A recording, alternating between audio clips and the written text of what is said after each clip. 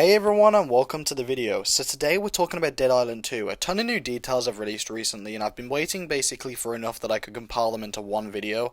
So this is basically just a brief update on everything Dead Island 2 and I can't wait to get into it. So a lot of this comes from Game Informer who have recently done a ton of coverage, kinda like they did with Saints Row. And in some better news, I'm also getting the article, like the magazine thing, sent over to me pretty soon. So we'll be able to look through that together. But from what I have here is an article, kinda like a preview, that gives us some really interesting details. So to start off, Dead Island 2 is going to feature 6 playable survivors right from the beginning.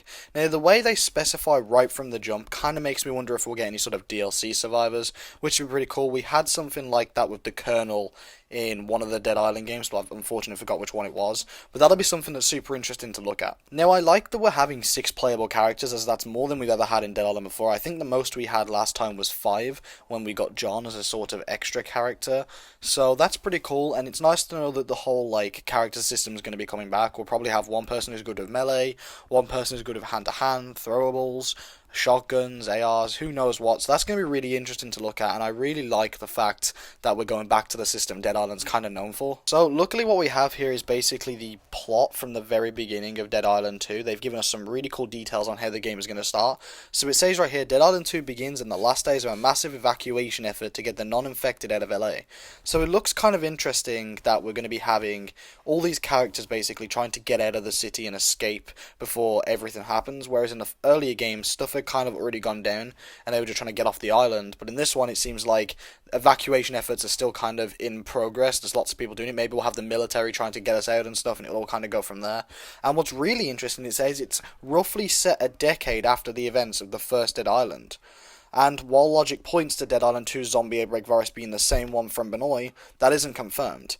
So what this is hinting at is that the outbreak from Banoi is kind of spread to different areas, and the fact that they specified it's set at 10 years after kind of means that Dead Island 1 will play into effect, which I was kind of worried about, as this is going to have completely new devs. Are they going to make what Dead Island 1 did kind of canon? It looks like they are, but it's not confirmed, but that's really interesting. So we have a bit more detail on the plot here. It says you meet all the survivors on the last planes leaving LA. Unfortunately though, it turns out someone on board's infected with the virus, so the military shoots the plane down, as they can't have the infected leaving the city.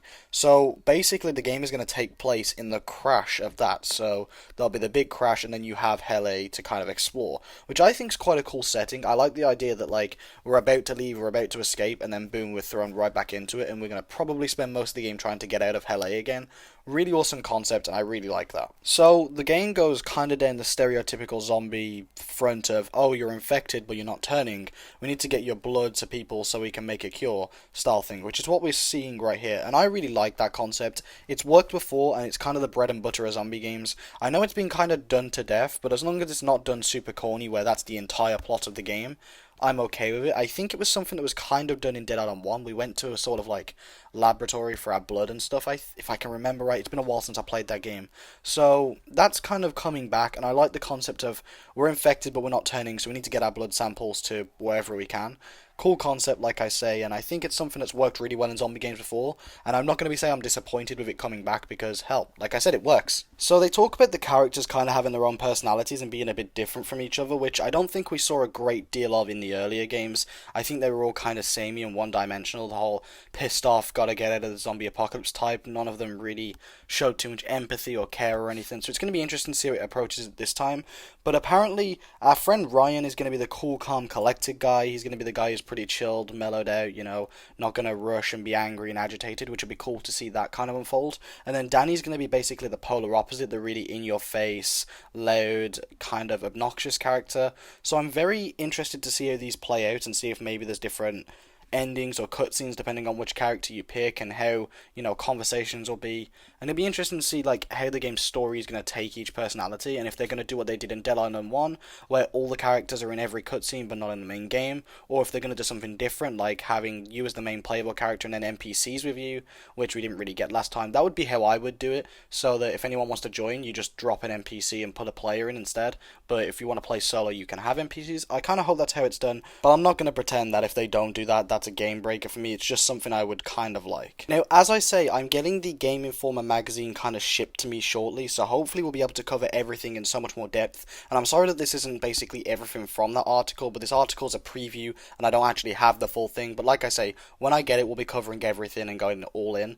So in my next video about Dead Island, I'm probably going to take a look at the 86 questions and kind of go through each one in depth, a bit like I did with Saints Row.